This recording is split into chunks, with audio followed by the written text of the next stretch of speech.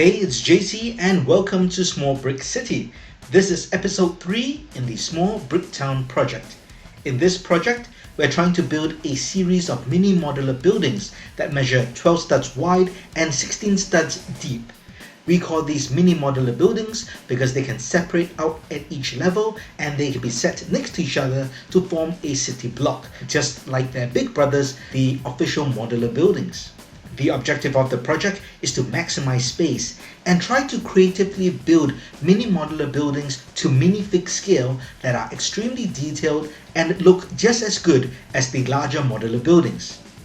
In this series, we've already covered the corner deli and the bike shop, and in this video, I will cover the townhouse.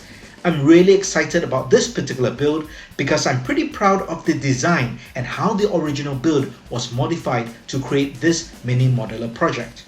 This build was modified from the original LEGO set Parkstreet Townhouse set 31065. It is a 3-in-1 LEGO building. While I understand what the designers were going for with this build, I still felt there was a lot left to be desired. First, it was a dollhouse style build, which I don't really like, but really the interior is too tiny. It is really small. I don't see how anyone could live inside even if you're minifig size. But the design is really nice. It does look like a townhouse and there are many different sections to the build which makes it quite interesting. So I took it apart, rebuilt it, and these are the results. The first thing I like to mention is to look out for how the building will separate by the floor. In most modular buildings, each level will just come off at different sections. In this case, due to the design of the build and the different feature elements, the floors do not separate out floor by floor in the traditional way. In fact, it is pretty unorthodox as they break up in sections, and I'll show you exactly what I mean as we go along. Let's first have a look at the exterior of the building. I retained the essence of the original build as far as possible. The color scheme remains the same, and the front facade captures all the elements from the original design. I retained the steps almost completely untouched, leading to the front door, although the interior is completely different. I also retained those large greenhouse type windows as well as the balcony. The back of the building was changed to accommodate the new structure of the building. However, the color scheme remains as well as the core elements. I did away with the side fire escape because this building is meant to be set between buildings, so the sides had to be flat, but I did rebuild a simpler fire escape for the back.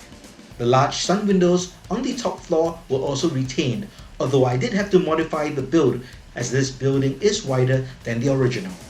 There's nothing too fancy about the roof. It is pretty simple in design, and the front 1/3 of the roof can be removed to view inside the top floor.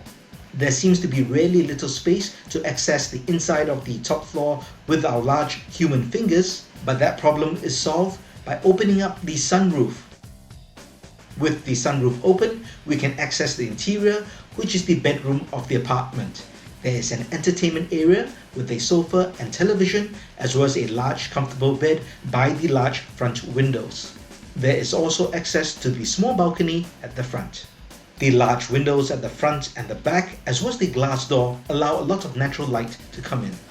Here is how the top level is removed. Remember, I mentioned that the floors come out in sections. In this case, the entire greenhouse-like large windows at the front remain as one unit, and only the back level of the floor can be removed. And of course, there's ladder access from the second floor to the top floor. As you can see, the large glass windows remain as one unit connected to the second floor. This floor is really tiny. It is the floor that the main door opens up to. There's a small landing, and from there you can have access to the ground floor, or if you walk straight on, you hit the ladder which brings you up to the top floor.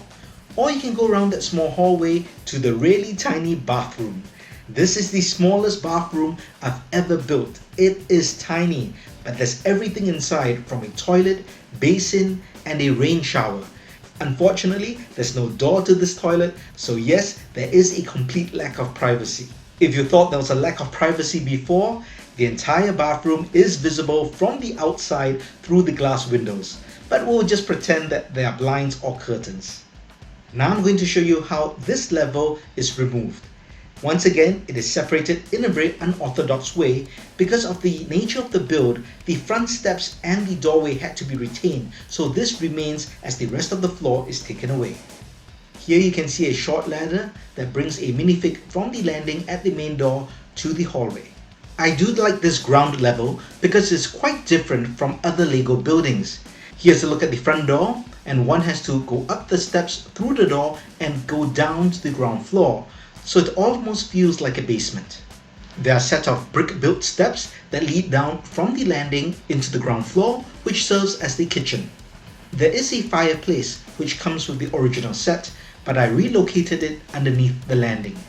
The rest of the floor is detailed with the usual amenities and equipment you would find in the kitchen, from a basin, oven, stove, and kitchen countertop.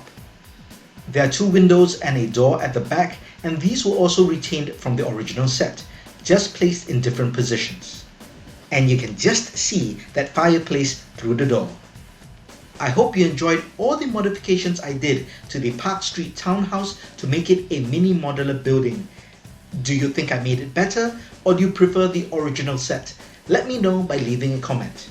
And be sure to check out the other builds in our small brick town project, the corner deli and the bike shop.